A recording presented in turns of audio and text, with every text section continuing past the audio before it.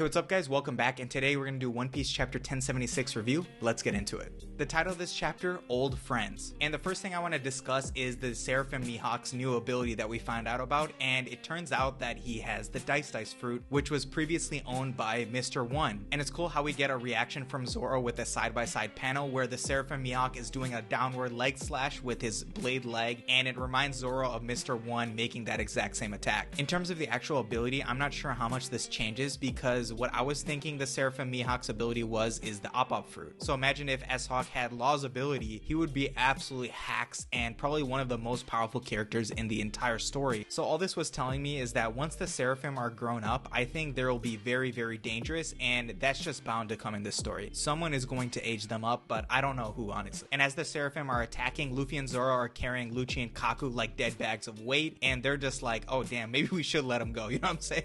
And Kaku was even saying that he would let them put the restraints back on without a fight. And it was just hilarious how Rob Lucci was telling Luffy the exact truth whether or not he was going to be let out of the cuffs. And what's even funnier is that Luffy just decides to let him out of the cuffs anyway, you know what I'm saying? As long as Lucci promised to take him on first, Luffy really didn't care. It was one of those moments where Luffy was literally just not messing around and was just being completely honest, and he's just like, you know you can't beat me, right? You know you're not even close to my level, and if you try to take out my friends, I will take you out. But once Luffy lets them out, we get these beautiful tandem attacks. Luffy and Lucci do the Six King gun and the King Kong gun, and we see Zoro and Kaku do the Purgatory Onigiri and the Tempest Kick. And we know with these tandem attacks that the two Seraphim were sent flying. They were gone, basically.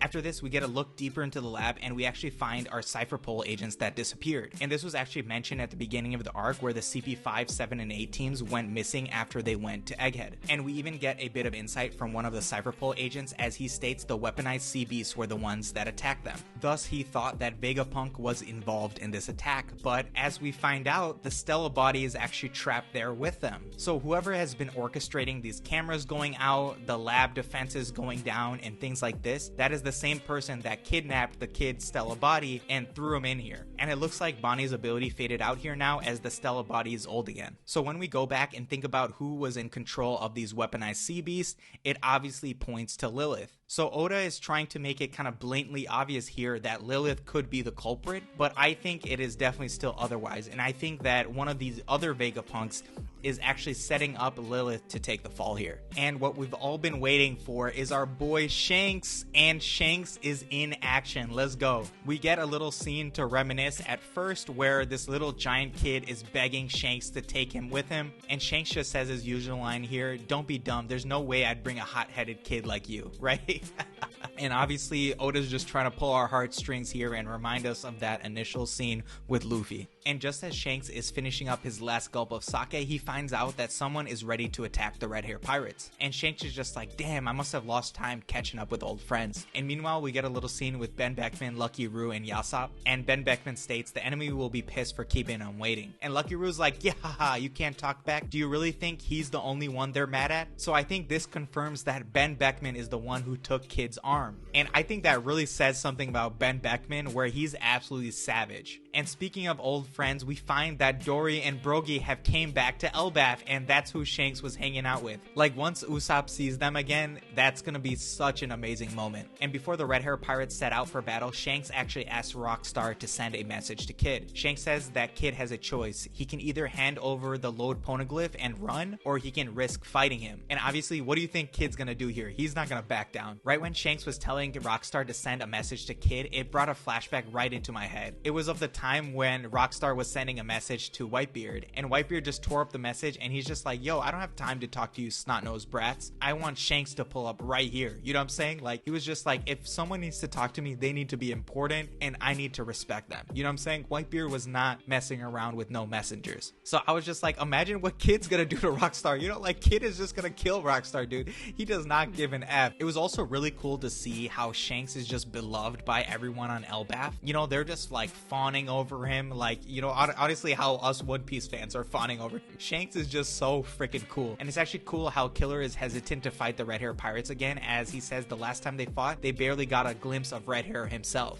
And Killer gets a little dramatic here and states, they won't settle for just your arm this time, they'll take your life. And Kid just responds in the most badass way, and he's just like, only if I lose. And he's just like, let's go, baby, I'm not backing down from this one. So something else I wanted to touch on here was that, is Oda setting up Kid for failure as well as Law for failure? Because when we really think about what Kid and Law have accomplished thus far, it's not that much, to be honest, right? So if we look back at Wano, when Kid and Law took out Big Mom, yeah, she was taken out, but later on we hear from Morgan's where he was intercepting some Cypher Pole radio signals, and he heard that the Cypher Pole actually stopped their connection due to seeing Big Mom's ship. So that potentially means that Big Mom was still alive after that point. So Kid and Law did not even kill Big Mom, but now Kid is going up against Shanks and Law is going up against Blackbeard. And these are two battles we can't even see either of them winning. So at the end of the day, what is Oda doing with these two characters? Is he trying to make it so that Law and Kid win right now and Blackbeard and Shanks lose? I can't even imagine that being a scenario, because Luffy still has to fight Blackbeard and win. I would hate it if Luffy does not fight Shanks. Like, we need to see that one-on-one matchup with Luffy and Shanks. I don't care if it's just for fun, I need to see them fight. But yeah, that's basically all I've got for this one. Let me know what you guys think in the comments down below. Let me know who you think is gonna win. Is Kid going to beat out Shanks here? I have no freaking clue. I need Shanks to win though, honestly, let's be real. And I'll see you guys in the next one.